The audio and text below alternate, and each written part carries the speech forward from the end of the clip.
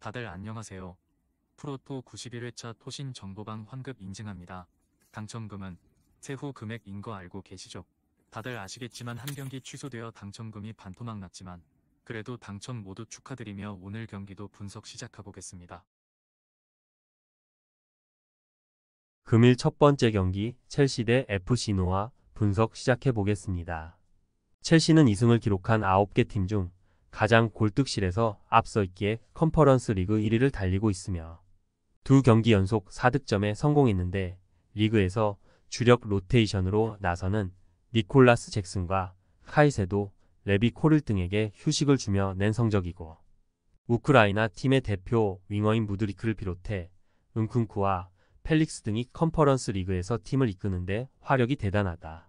노아는 첫 경기 승리 이후 나선 일정에서 라피트빈에 패했으며 원정에서 90분 내내 밀리지 않고 경기를 운영했지만 한 골 차를 극복하지 못했고 그래도 하위권으로 평가된 팀임을 감안하면 출발은 나쁘지 않다.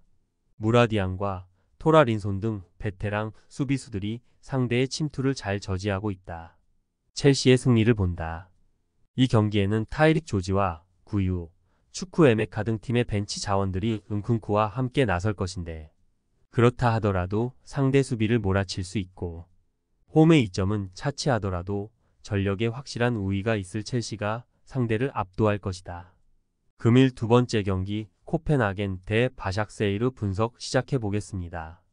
코펜하겐은 두 경기에서 승점 1점에 그쳤으며 그래도 지난 라운드 원정에서 우승후보 3순위로 평가받는 베티스 상대로 승점을 따냈고 케빈 딕스와 페레이라, 로드리고가 나선 최종 수비가 강팀의 집요한 공세를 잘 견뎠고 매트슨의 중원 존재감이 확실했으며 이 경기는 잘하는 홈 일정이기에 보다 공격적인 운영을 할 것이다. 바샥세이는 라피트빈과 첼레 상대로 모두 패했으며 나름 큰 기대를 갖고 참여한 컨퍼런스 리그인데 출발이 좋지 않고 게다가 리그에서도 지난 주말 코냐스포르에 패하며 무승이 길어지고 있고 폴란드 국대 스트라이커인 피용택은 기대만큼 마무리를 하지 못하고 있고 웨즈 데미르의 수비 보호도 불안하다. 코펜하겐의 승리를 본다. 바샥세이는 컨퍼런스 리그에 그것도 원정 일정에서 전력을 다하기 어려운 입장이다. 리그에서도 중위권으로 추락했기에 어느 정도 힘을 빼고 휴식기 전 마지막 리그 경기에 전력을 다할 수 있고 엘류누시와 클라에손 등이 원정팀 수비를 잦은 스위치로 어렵게 할 코펜하겐이 승리할 것이다. 금일 세 번째 경기 LASK 린츠 대 세르부리의 분석 시작해보겠습니다. 린츠는 아직 컨퍼런스 리그에서 승리가 없으며 유르고르덴 상대로 홈에서 승점 1점을 따냈고 유블라냐 원정에서 경기를 지배했지만 원하는 결과를 따내지 못했기 때문에 이번 홈 경기에서 승리하고 분위기를 전환해야 한다.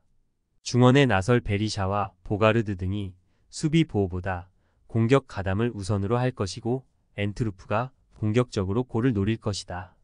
브리에는 홈 경기에서 장크트 갈렌을 완파했지만 아이슬란드 원정에서 비킹기르에 패했으며 덴케이와 카짐, 에페켈레 등이 기회에서 안정적인 마무리를 했지만 워낙 팀이 공격적으로 경기에 나서기에 수비 라인의 부담이 컸고 이 경기 역시 우아타라와 프란시스 등 중원 조합이 적극적으로 라인을 올려 나설 것으로 보인다. 린치의 승리를 본다. 브리에는 덴케이가 경기 내내 문전 앞을 침투하며 기회를 노리려 할 것이다. 그러나 요나스와 고미스 등이 나서는 수비 라인의 불안 속에 원하는 결과를 얻기 어렵고 홈의 이점을 충분히 누릴 수 있고 베리샤가 중원에서 안정적으로 경기를 운영할 린츠가 대회 첫 승을 올릴 것이다. 금일 네 번째 경기 베티스 대 첼레 분석 시작해보겠습니다. 베티스는 아직 컨퍼런스 리그 승리가 없고 첼시와 피오렌티나 등과 더불어 가장 유력한 우승 후보로 평가받은 팀인데 출발이 좋지 않고 이 경기를 통해 반등이 필요하기 때문에 팀의 공격을 이끄는 에잘 조우리와 아빌라, 포르날스 등이 정상적으로 나설 것이고 후안미와 루리발이 공격적인 침투로 골을 노릴 것이다. 첼레는 지난 라운드 홈 경기에서 바샥세이를 제압했으며 상대가 만만치 않은 전력의 팀이었기에 고전이 예상됐는데 최전방 공격수로 나선 쿠치스가 멀티골을 터뜨렸고 브르니치와 세슬라 등 주축 선수들이 모두 골맛을 봤는데, 그러나 이번 일정은 강팀 상대 원정이기에 무리하지 않고 수비적으로 임할 수 있다. 베티스의 승리를 본다. 첼레는 쿠치스와 브루니츠 등 역습 상황에서 해결할 선수들이 있다. 그러나 중원의 경기력은 그리 인상적이지 못하고, 카르도주와 알티미라가 중원에서 상대를 압도하며 경기 주도권을 가져갈 수 있고, 에잘 조우리가 상대 측면을 무너뜨릴 베티스가 승리할 것이다. 금일 5번째 경기 유르고르덴 대 파나티나이코스 분석 시작해보겠습니다. 유르고르덴은 린츠 원정에서 기분 좋은 승점 1점을 따냈지만 홈에서 비토리아 기마랑이스에 패했으며, 스탠손의 골이 나왔지만 홈의 이점을 살리지 못했고, 그로 인해 하위권으로 추락했고 16강행을 노리기 위해서는 이번 홈 경기를 통한 반등이 절실하며, 홈의 이점을 살리며 응구엔과 구스타브 등의 측면 돌파를 통해 경기에 임할 것이다. 파나시나이코스도 같은 승점이고, 그러나 지난 홈 경기에서 우승후보 1순위인 첼시에 패했으며, 우루과이 국대 측면 공격수인 펠리스트리와 리그앙에서 맹활약한 우나이 등이 이선에 나와 강팀 상대로도 위력적인 침투를 보여줬지만 최전방 스트라이커인 제레메이 F의 마무리가 좋지 않았고, 그래도 워낙 좋은 선수가 많이 합류한 이번 시즌이기에 쉽게 무너질 전력은 아니다. 파나시나이코스의 승리를 본다. 원정 일정이긴 하지만 충분히 승리를 노릴 만하다. 특히 유르고르덴이 홈에서 공격에 기여를 올리며 나설 것이기에 수비 상황에서 상대 역습에 무너질 확률이 높고, 우나이와 바카세타스, 펠리스트리가 측면과 최전방을 오가며 기회를 만들 원정팀이 승리할 것이다. 금일 6번째 경기 아포엘 대 피오렌티나 분석 시작해보겠습니다.